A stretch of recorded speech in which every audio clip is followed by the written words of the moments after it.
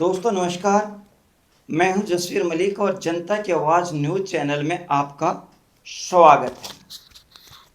आज 19 जुलाई 2026 है, दिन रविवार, और विक्रम संवत की बात करें तो वर्ष 2083 के आषाढ़ मास के शुक्ल पक्ष की आज षष्ठमी तिथि है। आज की मुख्य खबरों में हम आगे बढ़ते हैं। आज दिल्ली में सर्वदलीय बैठक का किया गया आह्वान।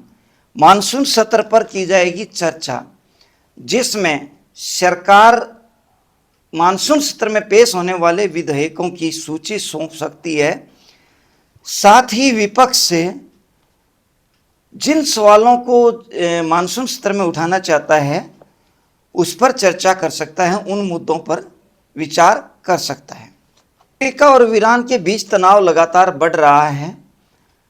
लगातार अमेरिका की तरफ से स्टेट ऑफ हार्मुज को लेकर के टकराव की स्थिति बनी हुई है। दोनों देश अब सैन्य ठिकानों और बुनियादी ढांचे पर एक दूसरे के कर रहे हैं ताबड़तोड़ हमले।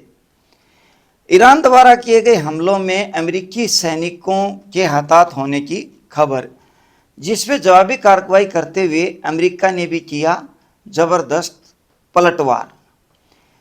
दिल्ली में जंतर मंतर पर सोनम वांगचुक का अनशन समाप्त होने के बाद अब प्रदर्शनकारी खुद बैठेंगे धरने पर। दिल्ली पुलिस के प्रमुख के रूप में कार्यभार संभालते ही श्री अनुराग कुमार ने कहा, भ्रष्टाचार पर पुलिस की रहेगी जीरो टॉलरेंस नीति, यानी जीरो टॉलरेंस नीति अपनाने का उन्होंने बोला। इस समय वर्तमान में पुलिस विभाग के अंदर कई जगह जबरदस्त भ्रष्टाचार है।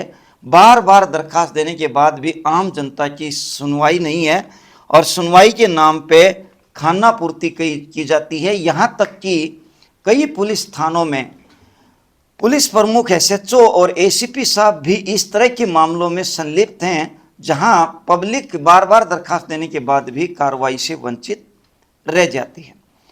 कांकरोच जनता पार्टी को 20 तारीख को मार्च करने की नहीं मिली अनुमति। पुलिस विभाग ने अभी कांकरोच जनता पार्टी को किसी भी तरह का मार्च करने की अनुमति नहीं दी है। अभिजीत दीपके ने कहा, सोनम वांगचुक को चादरों की आड़ में चोरों की तरह उठा ले गई दिल्ली पुलिस। आरोप लगाते हुए अभिजीत दीपके ने कहा कि पुलिस ने इस पर कांकरोच जनता पार्टी में आए प्रदर्शनकारियों के साथ जबरदस्ती भी की और मारा पिटाई भी की। कांकरोच जनता पार्टी की तरफ से अब अभिजीत दीपके ने किया आमरण अनशन करने का ऐलान। कहा, जब तक सरकार मांगे नहीं मानेगी तब तक कांकरोचों का अनशन रहेगा जारी। सोनम वांगचुक का जंतर मंतर से हटाने पर कांग्रेस नेता पवन खेड़ा ने किया विरोध।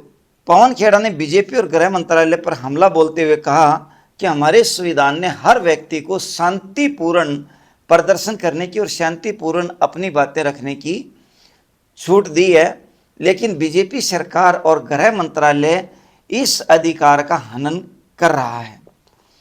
राम मंदिर चढ़ावा चोरी मामले में 20 तारीख को सुप्रीम कोर्ट यानी शीर्ष अदालत भारत की करेगी सुनवाई। एसआईटी की रिपोर्ट पेश होने की संभावना। ये थे आज के मुख्य समाचार। अगले बुलेटिन में नए समाचारों के साथ फिर मिलते हैं। जय हिंद, जय भारत।